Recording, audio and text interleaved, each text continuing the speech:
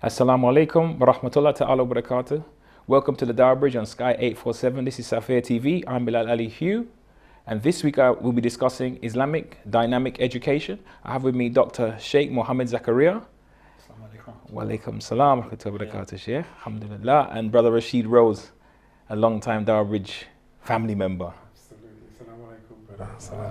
Great that you both could make it here. I know this is an important subject. We always try to investigate and explore important subjects, but education, I mean, it's at the heart of Islam. So if it's okay with yourselves, I'd like to just jump right into it with both feet. What do you think? Feel free, my Feel brother. free? Feel free. Okay, so one of the first questions, I know that you actually work in education, Sheikh, and I wanted to find out what is the actual difference between a traditional Islamic education and a secular education? Shukran Agha Bilal, and salam to your viewers, and congratulations on a great show. The difference mainly is that within Islam's understanding of education, it links the learner with Allah Azza wa Jal, with deity, whereas secular education, it has no orientation towards the divine. That's the outward appearance. Going past the outward appearance, it also takes into consideration the relationship between the teacher and also those who have come to learn. That the teacher within Islam stands in a position which is Allah Azza wa Jal's position.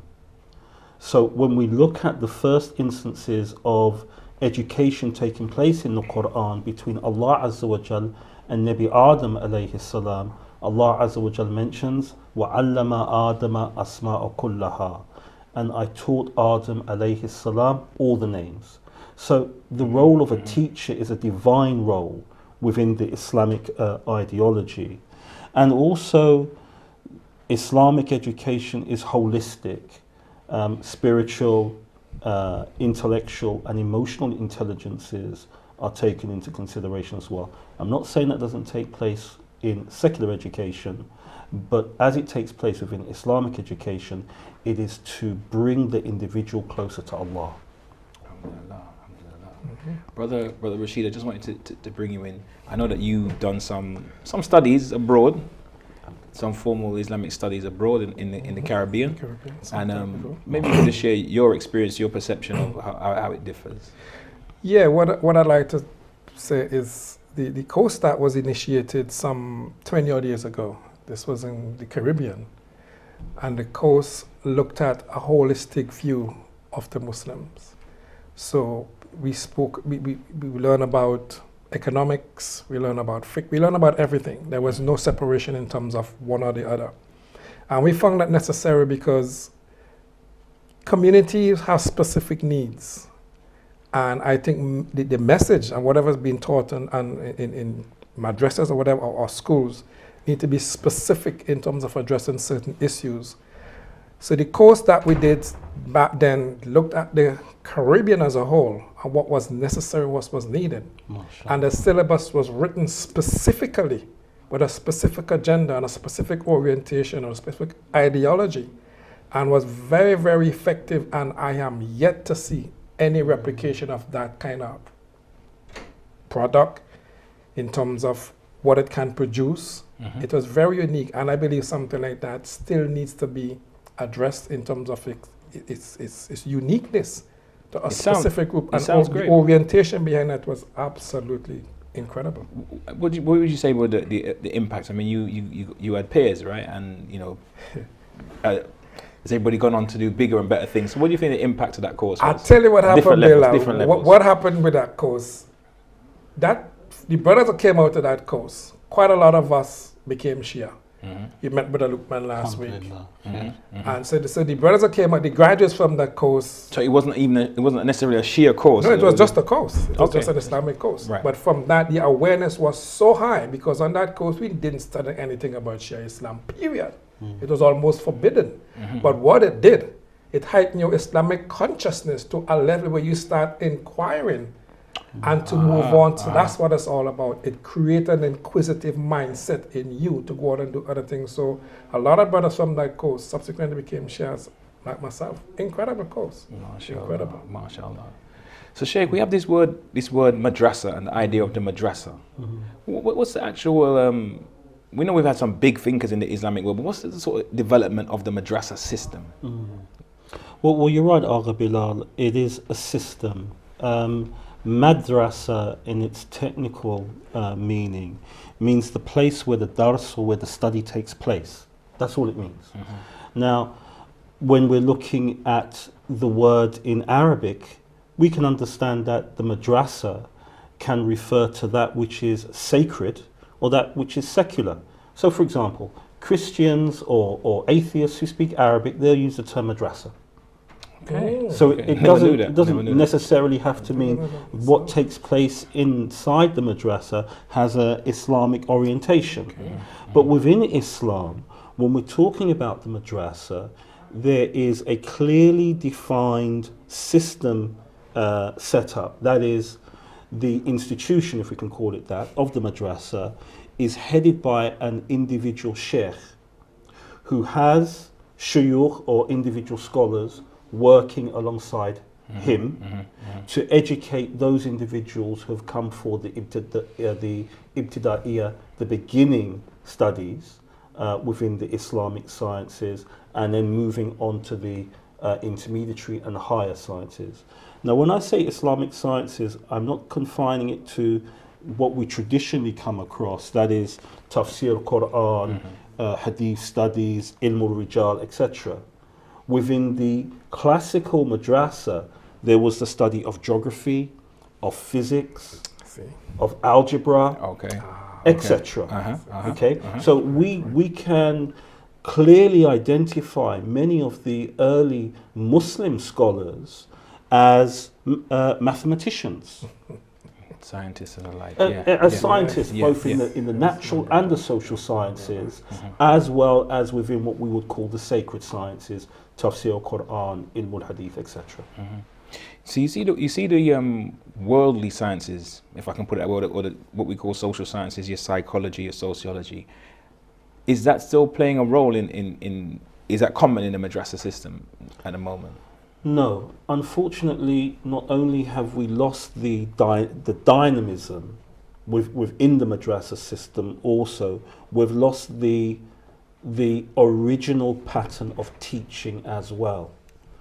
Because Islam's approach to teaching is not mirrored in the secular approach to teaching.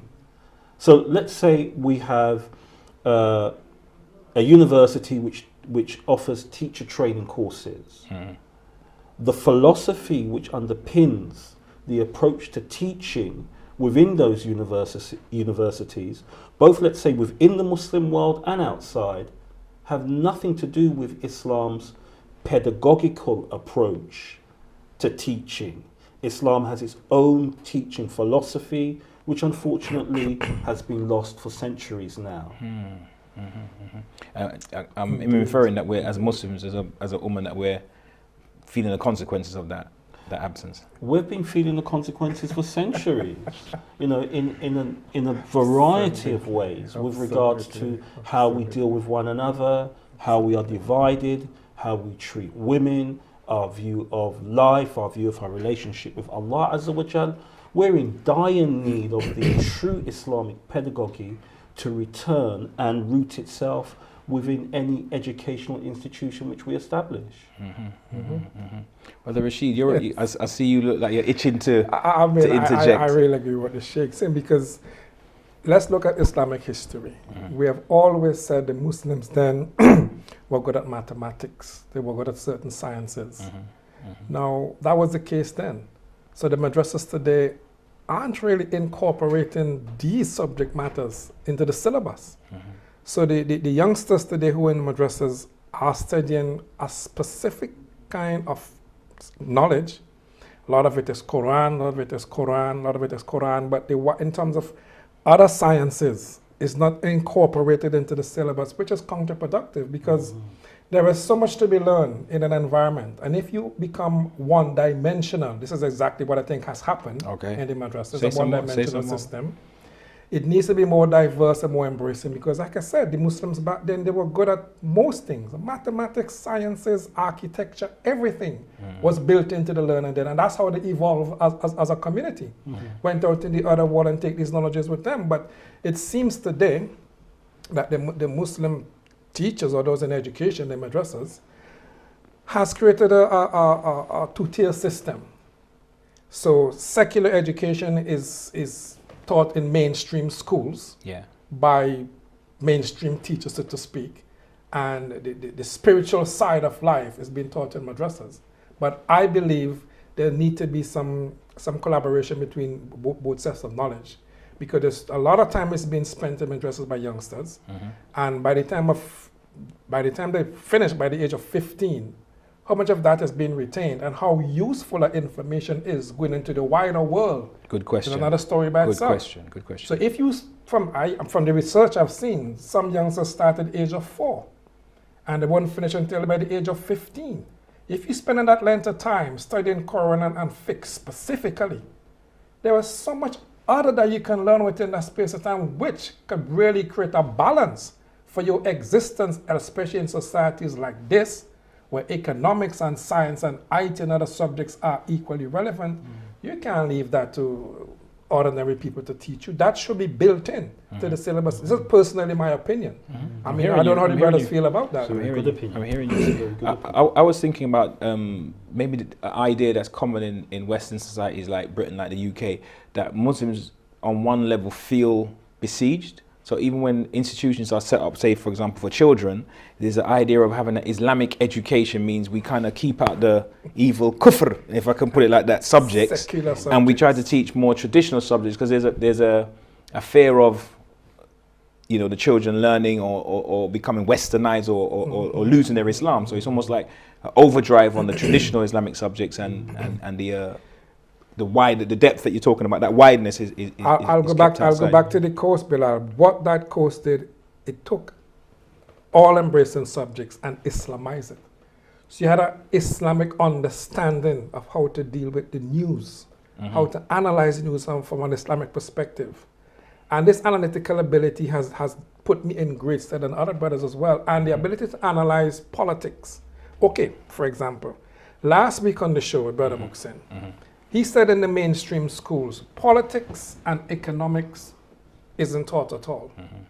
Okay, we're living in a political and economical society. How many of those youngsters in madrasas even understand what politics is? They have an idea of what economics is, but I believe the scholars feel it may be unethical to bring such subjects into a madrasa because these subjects are still seen as un-Islamic, non-Muslim, politics, economics. But people need to be grounded in every aspect of life with an Islamic orientation, and I believe the madrasa is the best place to initiate such a project. Without that, we're in trouble. We're in serious trouble. Powerful. So Shay, I'm hearing the word, or what comes to my mind is the word reform. We can't reform Islam. I take that as a given. The Christians had a reformation, but we don't want to reform Islam, so we put that to the side. But can we reform our system of education, our systems of learning? Is that conversation even possible, or am I on dangerous ground? I don't think you're on dangerous ground, Bilal. I think your thinking is quite correct. When we talk about the madrasa, particularly here within the UK, we're talking about the result of a yearning by communities to pass over the norms and values of the deen in an academic manner, let's say, to their children. Okay, and that was a noble endeavor. But the madrasa, particularly in the UK, has lost its way. It hasn't kept pace with the developments of contemporary British society. So that yes, we need to root our children within a Quranic reality, and we need to have them have a realization that the Sunnah is a pattern of life which is proactive. The madrasa has its role to play in doing that, but the madrasa can only do it if it is staffed by individuals who have a particular ethos related to existence within contemporary British society. Otherwise, it won't work. Okay, so that the children come into the madrasa, and let's say on an average they may spend 5 or 6 hours a week in the madrasa. But sorry, is that just purely on a weekend, or is that you're talking? It's popular amongst madrasa, an hour here, an hour there on a week. So overall, it's 5 hours. Sure. So minimum. Some communities may run a madrasa after school every single day of the week. Okay, I'm talking primarily within the Shia community. Okay. Some communities may run the madrasa on 2 days, Saturday and Sunday, whilst others may run it one of the days of the weekend. Okay, but let's say the minimum is 5 hours. Outside of that time, the children are at school for 35 hours a week. And the messages which they are taking from school and from the wider society, in the majority, the ethos that they carry is against the Islamic ethos. The madrasa should be a place not only of safety and learning, but a place of regeneration for the children. It should be like a workshop where they're refitted with armor to go back out on a weekly basis to meet the aggressive secularism which is out there. And every single weekend they come back, they're refitted, and they go out again. And throughout their teenage years or their early years, the madrasa serves as a refitting shop, which is equipping them spiritually, which is equipping them emotionally, and which is equipping them intelligently. Okay? Now, you can only do that if you have a particular ethos, if you have people willing within the madrasa to engage in this type of education. That's the education taught by the Prophet and the Imams. You use the term aggressive secularism. You think that's the environment that we are living in the UK? I think if we think any differently, we're deluding ourselves. Secularism manifests itself in different ways. Secularism is a deen.